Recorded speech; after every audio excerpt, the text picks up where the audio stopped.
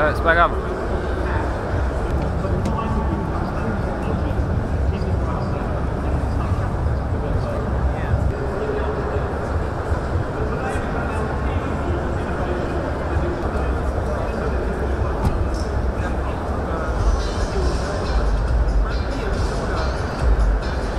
Well, it's an important car for us because it's conquest. That means we're entering into a new segment of the market. It's a segment which is one of the rare segments in Europe which is growing. So the fact that we're coming with an offer and with a product that we believe is very strong and will be a very competitive product is very refreshing for us because it's part of our renewal of our product lineup. It's also part of the extension of this product lineup. It's one way to react against the slump of the European market, and it's one of the reasons for which we still are optimistic that our market share in Europe should improve this year.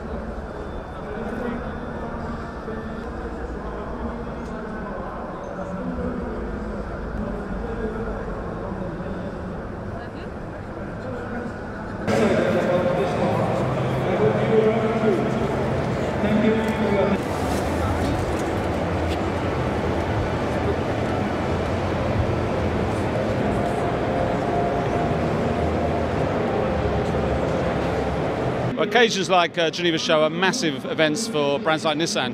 It gives us one opportunity to showcase all of our new products and technologies to an audience of journalists and influencers, as well as the general public. But the main thing for us is we get everyone together and we can give a very clear message about what we stand for. The big highlights for Nissan at the show today is obviously the introduction of the new Note, all new car coming to Europe, being built in Europe, designed and engineered here as well as the introduction of the European Leaf, which is a car being built again in Europe, but 100 improvements over the current car. So we're very excited to be here.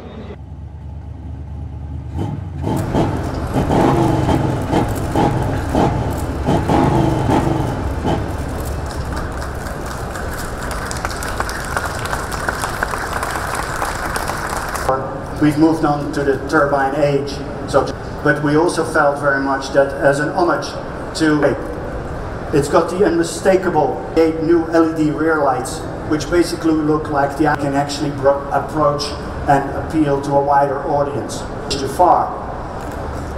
Let there be no misunderstanding. I've seen a lot of media coverage.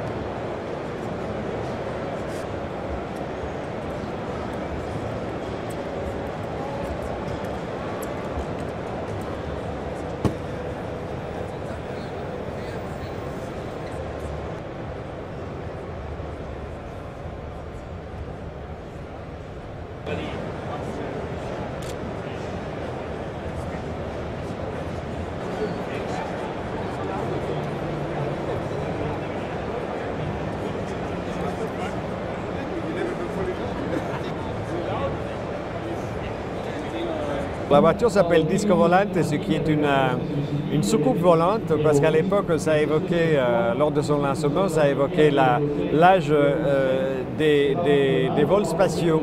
Et donc on essaie de recréer un peu cette atmosphère de vaisseau spatial à l'intérieur. Et alors on joue un peu la lumière, on joue les touches rouges, on joue évidemment les matériaux pour essayer de recréer cette impression de cockpit.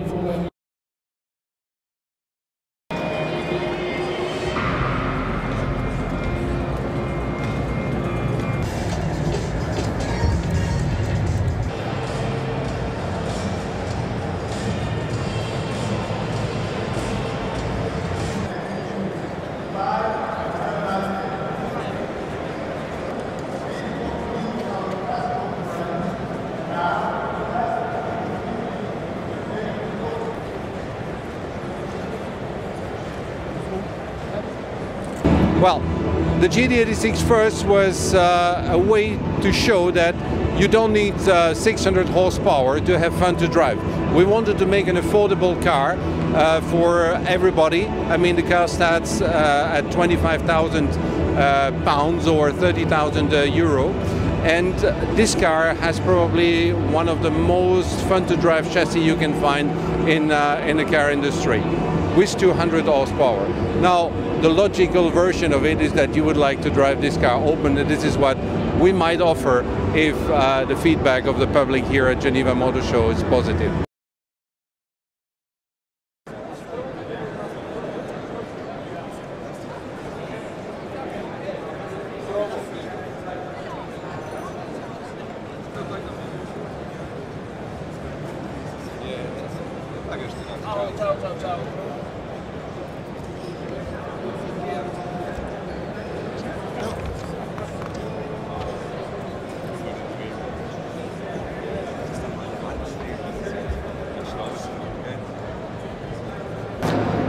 Well, you know, that's something we always do with all our cars. We work really long with proportions, the volumes of the car, the stance, how the car sits on its wheels. So that's where we spend most of our time with Provo, on that very compact footprint. How can we get as much muscle, toughness, almost cheekiness in a way, you know, provocative. That's why it was called Provo as well at the end. As much sensation as possible on such a small car. I mean, it looks very self-confident, very bold. It's almost daring you to come and, you know, test drive it. Une chose, c'est-à-dire le nouveau C4 Picasso, ça sera dans quelques mois en 2 actes, une consommation des émissions de CO2, le Blue HDI, une nouvelle technologie Resplash. Et ce, pour l'horizon. This Technospace is built on our new platform. It's the first car on this new platform, EMP2, for efficient modular platform, and this new platform allows us some very important things in terms of design, because the new platform has very short overhang at the front and at the rear, and a big wheelbase. So we have a more compact car, more energetic car, with much more space in it. The platform allows us to make a great progress in terms of CO2 emission. So we will be the first car in this segment under 100 grams of CO2 per kilometer, with 98 grams per kilometer.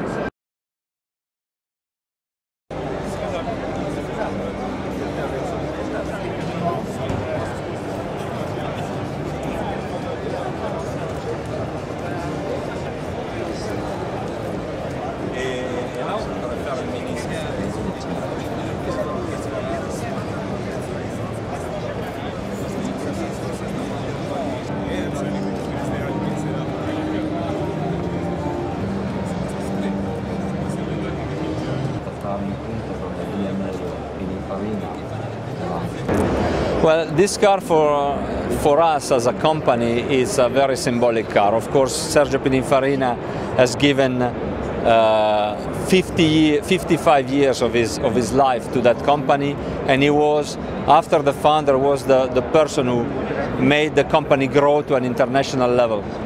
His name was mainly associated also to an incredible amount of great cars like Ferrari and other incredibly nice brands.